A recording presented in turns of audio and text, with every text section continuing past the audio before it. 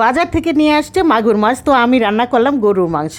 তো আসসালামু আলাইকুম ভিউয়ার্স, কেমন আছেন? আশা করি অনেক বেশি ভালো আছেন। আলহামদুলিল্লাহ আমরাও ভালো আছি। গরুর মাংস এখানে বসিয়ে দিলাম, আর মাগুর মাছ সুন্দর করে ধুয়ে কেটে তারপর এই যে ঝরা দিয়ে রাখলাম, ধুয়ে পানিটা ভালো করে ঝরে গেলে ফ্রিজে রেখে দিব।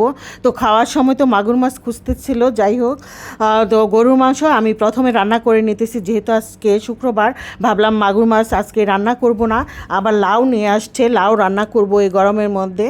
আর হচ্ছে গরুর মাংসটা রান্না করি, কারণ বাচ্চারা কিন্তু মাংসই পছন্দ করে। যত গরমেই থাকুক ওরা মাংস না হইলে শুক্রবার দিন বিশেষ করে মাংসটা চাইবে।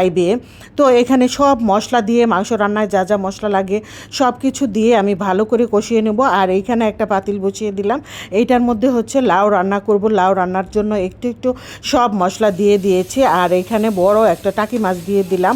টাকি মাছগুলো অনেক বড়, তাই আমি একটা টাকি মাছই দিয়েছি। টাকি মাছটা ভালো করে কষিয়ে নিয়ে কাটা বেছে তারপরে আমি দিয়ে দেবো আবার। তো গরুর মাংসটাকে ভালো করে কষিয়ে নিচ্ছি। তো মাংসটা দেখা যায় যে আমার মনে হয় বড় গরুর মাংস ছিল, বেশি বড় গরুর মানে বাত্তি গরুর এই মাংসটা সেদ্ধ হইতে অনেকটা সময় লাগছে।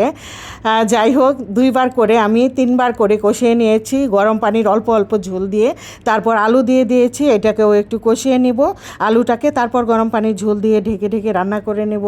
তো গরুর মাংস একদম মানে ভোনা রেজালা ওইটা করব না, একটু আলু দিয়ে একটু হালকা ঝোল ঝোল করব গরমের মধ্যে, এটাই ভালো লাগবে আমার মনে হলো। তো আর লাউটা বসিয়ে দিয়েছি, আর কাঁটাটা উঠিয়ে ঠান্ডা করে কাঁটা বেছে তার মধ্যে এই যে দিয়ে দিলাম পাতিলে মশলার মধ্যে লাউ ও মাছ কষানো হয়ে গেছে। এখন আমি লাউগুলো দিয়ে দিলাম। আপু ভাইয়ারা কোন কোন দেশে এভাবে খান, মাছ উঠিয়ে কাঁটা বেছে। বিশেষ করে টাকি মাছ, শোল মাছ দিয়ে রান্না করলে এইভাবে রান্না করি।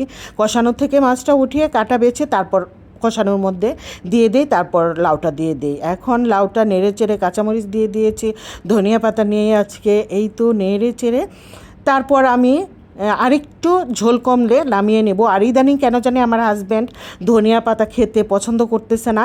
আগে পছন্দ করতো, লাউ কিনলেই সাথে ধনিয়া পাতা কিনতো, এখন সে ধনিয়া পাতা পছন্দ করতেছে না, মানে এই বছর থেকে বুঝতেছি না কেন। যাই হোক, এই যে গরুর মাংসের ঝোলটাও আরেকটু টানিয়ে নেব। আর এটা হচ্ছে আমার ছাদ বাগানের না, গ্যারেজের নিচের ওই পাশের কোনায় একটা পুঁইশাক হয়েছে ঠান্ডা জায়গায়। এই পুঁইশাকটা এত মজা, খুবই মজা খেতে। আর এটা হচ্ছে মাগুর মাছে বেশ অনেক বড় বড় ডিম হয়েছে, পেঁয়াজ দিয়ে শুধু ডিমটা ভুনা করে নিচ্ছি। অনেক মজা ছিল খেতে মাগুর মাছের ডিম। আর এই যে তরকারি হয়ে গেছে, নামিয়ে নিলাম গরুর মাংস এখানে। তারপর লাউ হয়ে গেছে, নামিয়ে নিছি। আর পুঁইশাকটা ভাপ দিয়ে তারপর পেঁয়াজ কাঁচামরিচের মধ্যে তেলে বাগার দিয়ে নিচ্ছি। পুঁইশাকটা যে এত নরম, এত সফট, খুবই মজার। এই গাছের পুঁইশাক অনেক দিন পর পর খাওয়া যায়, কিন্তু খুবই মজা। এই ছিল আমার আজকের ভিডিও। সবাই ভালো থাকবেন, আল্লাহ হাফেজ।